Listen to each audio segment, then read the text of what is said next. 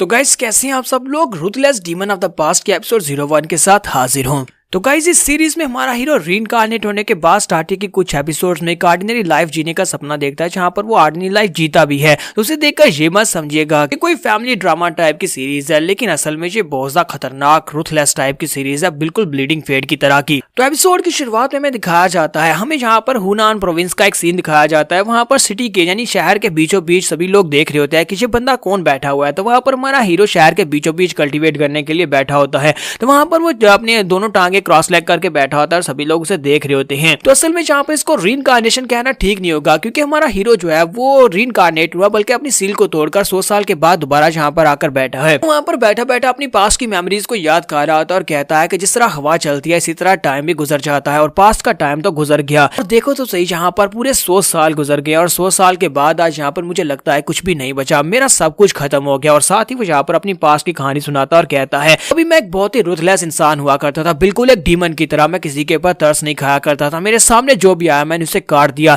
हर तरफ सिर्फ और सिर्फ लाशें बिखरी होती थी, खून ही खून हुआ करता था। मेरे सामने चाहे पूरी की पूरी आर्मी क्यों ना आ जाती, लेकिन मैं अपनी तलवार की मदद से पूरी की पूरी आर्मी को डिस्ट्रॉय कर देता, सभी को बहुत ही बेदर्दी से मार देता। चाहे वो लोग भागने की कोशिश करते, लेकिन मैं किसी एक को भी नहीं छोड़ता था। और जहां पर भी मैं जाता था वहां पर लाशों के ढेर होते थे। यहाँ तक कि जो दुनिया मेरे लिए सिर्फ और सिर्फ एक मजाक थी और इस दुनिया में रहने वाले सभी लोग मेरे लिए मजाक थे। और इसी वजह से लोगों ने, यानी कि जहाँ के इस दुनिया में रहने वाले लोगों ने मुझे एक निक नेम दिया था। उन्होंने मुझे यहाँ पर रूथलेस डीमन का नाम दिया था। ये कहना गलत नहीं होगा कि मैं उस वक्त में इंसानियत का सबसे बड़ा दुश्मन था। चाहे कोई कितना बड़ा क्यों ना हो, चाहे कोई कितना छोटा क्यों ना हो, चाहे कोई कितना पावरफुल क्यों ना हो, मेरे सामने आने के बाद उसका मरना तो तय था। और ये कितना ज्यादा बोरिंग था कि सभी लोग मेरे हाथों से मारे जाते थे। यहीं पर हमारा हीरो जो होता है वो अपनी लाइन क्रॉस करता है, यानी कि वहां पर सभी लोगों को मार आता है। तो एक दिन जब वो सभी लोगों को मारकर वहां पर खड़ा होता है, इसी के साथ ही वहां पर 8 प्रोटेक्टर्स आ जाते हैं, जो कि इस दुनिया के प्रोटेक्टर्स हैं। उनके पास डिवाइन पावर्स हैं। तो वो कहते हैं ये कितना ज्यादा बोरिंग है, एक बंदा जो कि इस दुनिया का सबसे ज्यादा पावरफुल इंसान बन चुका है, सबसे रूथलेस इंसान है, उसे यहाँ पर ये टाइटल दिया गया है, लेकिन वो यहाँ पर क्या कर रहा है। इसके साथ ही वहां पर उसके पांव जो होते हैं वो बर्फ में जमना शुरू हो जाते हैं, क्योंकि वो लोग वो अपनी पावर्स को यूज करते हुए उसको बर्फ में जमा रहे होते हैं। पर वो सभी लोग जो होते हैं उसे देखकर हंस रहे होते हैं। तो वो 8 इमोर्टल्स होते हैं जो कि इस दुनिया के रखवाले होते हैं, और उनके बारे में बताया जाता है कि वो सभी लोग सेंट्रल प्लेन्स की रक्षा करते हैं। उनमें से एक कहता है कि जरा देखो तो सही, इसने यहाँ पर सारी हदों को क्रॉस किया है, इसने यहाँ पर रूथलेसनेस की हर एक हद को पार किया। और यहाँ पर एक कहता है कि मैं इसको यहाँ पर इतनी सजा देना चाहता हूँ कि पर्सनली अपने हाथ से इसको मारना चाहता हूँ। दूसरा कहता है लेकिन हम लोग यहाँ पर इसको अपने हाथ से नहीं मार सकते, क्योंकि इस वक्त ये इस दुनिया का सबसे ज्यादा स्ट्रॉन्गेस्ट इंसान बन चुका है और यहाँ पर इस दुनिया में कोई इंसान इसका मुकाबला नहीं कर सकता। इसी वजह से हम इमोर्टल्स को इसका मुकाबला करना पड़ेगा। लेकिन काफी अफसोस की बात है कि हम लोग इस बंदे को यहाँ पर मार तो नहीं सकते, लेकिन इसे यहाँ पर सील किया जा सकता है। तो वो सभी लोग अपनी पावर्स को रिलीज करने के बाद आइस के साथ उसकी पूरी बॉडी को वहां पर कवर कर देते हैं, और आइस के साथ उसकी पूरी बॉडी को वहां पर कवर करने के बाद वो उसकी बॉडी को एक लेक के अंदर फेंक देते हैं, जहां पर लेक काफी ज्यादा गहरी होती है। उसकी गहराई में वो आइस जो होती है गहराई के अंदर जाकर बैठ जाती है।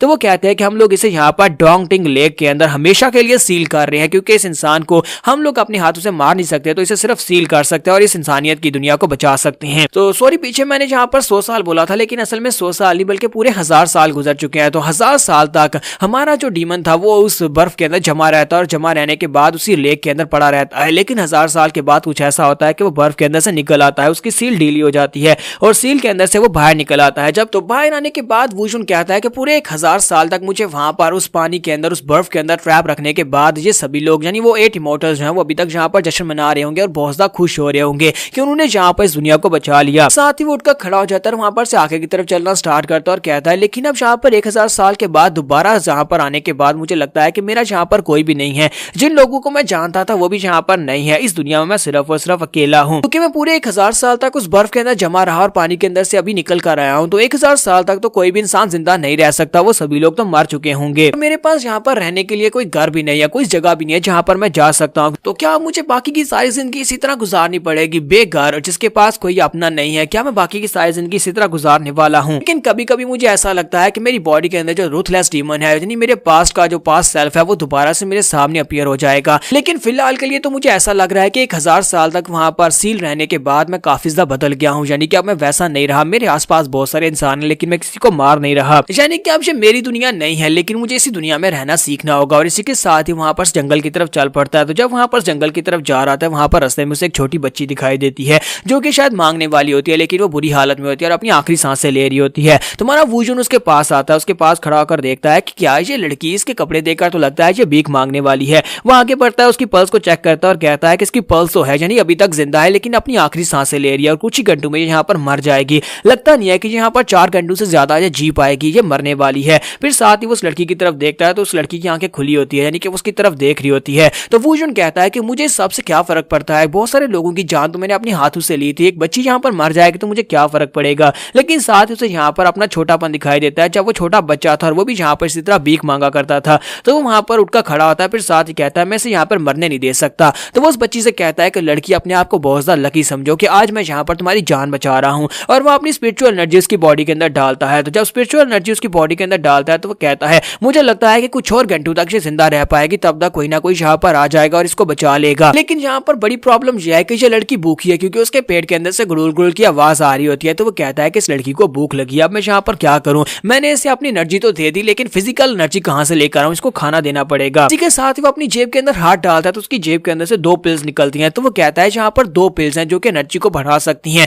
लेकिन ये पिल्स 1000 साल पुरानी है, ये तब से मेरी जेब के अंदर है, पता नहीं इनका इफेक्ट यहाँ पर होगा भी या नहीं, कहीं ऐसा ना हो कि इस लड़की के ऊपर कोई साइड इफेक्ट हो जाए। ये पिल्स पिछले 1000 साल से मेरी जेब के अंदर थी और गंदी हो सकती हैं, और हो सकता है कि इसको खाने के बाद इस लड़की बेचारी को डायरिया हो जाए, हो सकता है कि इसमें ये मर भी सकती है। लेकिन मुझे लगता है कि इस वक्त फिलहाल के लिए मेरे पास इसको देने के लिए कुछ भी नहीं है, खाने को देने के लिए कुछ नहीं है, तो इसी पिल से काम चलाया जा सकता है। वैसे भी तो ये मरने वाली है, तो क्या पता पिल खाकर ठीक हो जाए। तो हमारा वूजुन जो होता है उसके मुंह में पिल डालता है, पिल डालने के बाद वहां पर से उठ जाता है और वहां पर से चला जाता है, जबकि वो लड़की अपनी आंखें खोलती है और कहती है कि अब यहाँ पर कौन है, इसने उसकी मदद की है। नेक्स्ट सीन में सुबह का दिखाया जाता है। तो सुबह के वक्त वो लड़की जो होती है अपने हाथ में एक बन लेकर उसके पास आती है। वूजुन वहीं पर दूर जाकर एक पेड़ के पास बैठा होता है, वहां पर सो रहा होता है। तो वो लड़की उसके पास आती है और उसके सामने बंद करती है। तो ये देखकर वूजुन काफी हैरान होता है। तो वो लड़की चमकती हुई आंखों के साथ उसकी तरफ देख रही होती है। वूजुन उसे कहता है कि इस बात का क्या मतलब है, तुम इस बन को मेरे लिए सामने क्यों कर रही हो। तो वो लड़की आगे से मासूमपना दिखाते हुए से कहती है ये तो डंपलिंग है और तुम्हारे लिए है। तो वो उसे कहता है क्या ये मेरे लिए है, लेकिन तुम मुझे क्यों दे रही हो, मैं यहाँ पर तुम्हारे पास से कुछ लेकर क्यों खाऊंगा।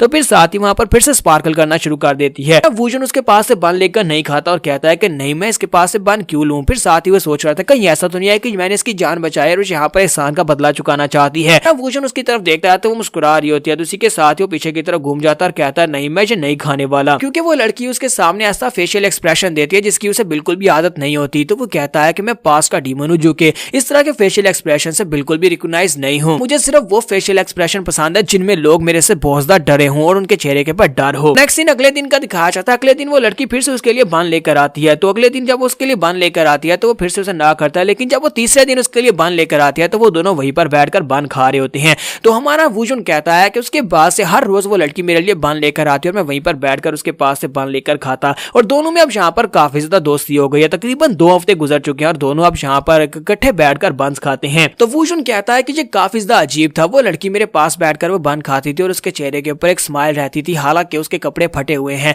और शायद वो कहीं से भीख मांग कर लाती है। मुझे उसके चेहरे के एक्सप्रेशंस बहुत ज्यादा अजीब लगते हैं और बहुत ज्यादा अच्छे भी लगते हैं। लगता है कि मैं यहाँ पर बदल रहा हूँ। तो अब मुझे महसूस होता है कि अच्छा होना इतना भी बुरा नहीं है। तो गाइस यहाँ पर मैं इस एपिसोड 01 को खत्म करूंगा। तो आप लोग कमेंट करके बताइएगा कि आपको कैसी लगी। क्योंकि अगर आपको पसंद आएगी और व्यूज अच्छे आएंगे ब्लीडिंग फेट की तरह, तभी मैं इसको कंटिन्यू करूंगा, नहीं तो इसकी जगह के ऊपर कोई नई सीरीज शुरू करूंगा।